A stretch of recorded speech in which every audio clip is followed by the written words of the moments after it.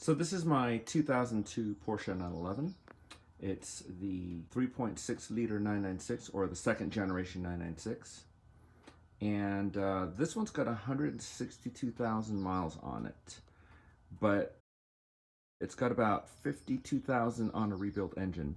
The previous owner had the engine done and the IMS bearing was done at the same time. So it's a pretty good bulletproof car right now. It's never let me down. It's been amazing, and I actually love this car to death. The only downside is that this car has the Tiptronic transmission, which some people don't really consider that a downside, because if you use this as a daily driver, you're driving a lot in the city, it makes more sense to have a Tiptronic than to have a manual. But when I first got this car, I was using it as a daily driver, hence the high miles. But after a while, we replaced it with daily drivers, and so now this gets driven on weekends. And as a result, it makes more sense for me to have something a little bit more interactive, which is why I have bought these guys.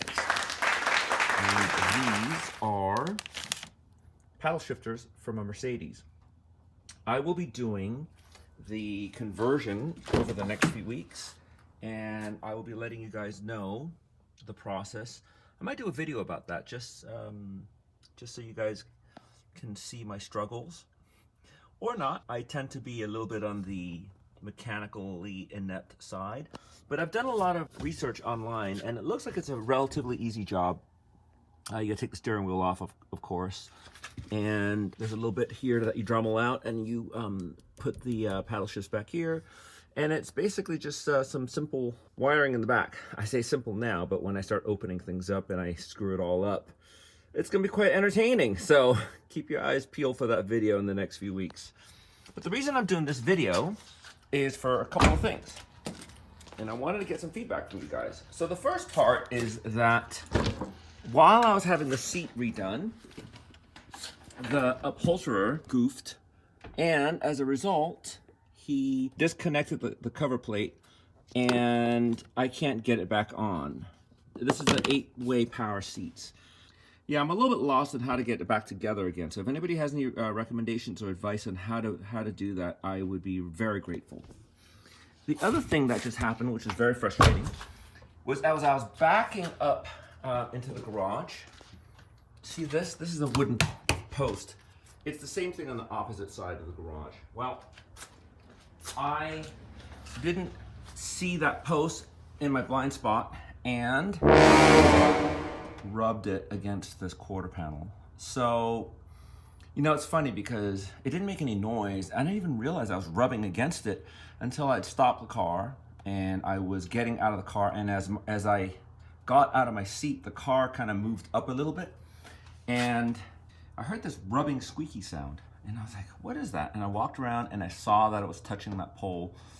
And yeah, obviously my heart sank when I saw this.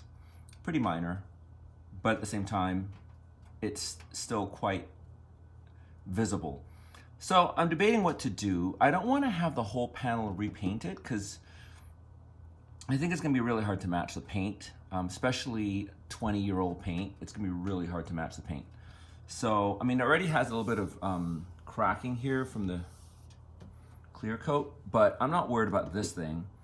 This is far more visible. So, I'm thinking what I might do is I might rub this down so that it's nice and smooth, and then get silver vinyl and just kind of create stone guards. I know, like in 944s, they have these stone guards that come down here. It just goes down the length. And do like a silver stone guard over here. I think that might be a good solution. But the problem is that I have to do it to both sides.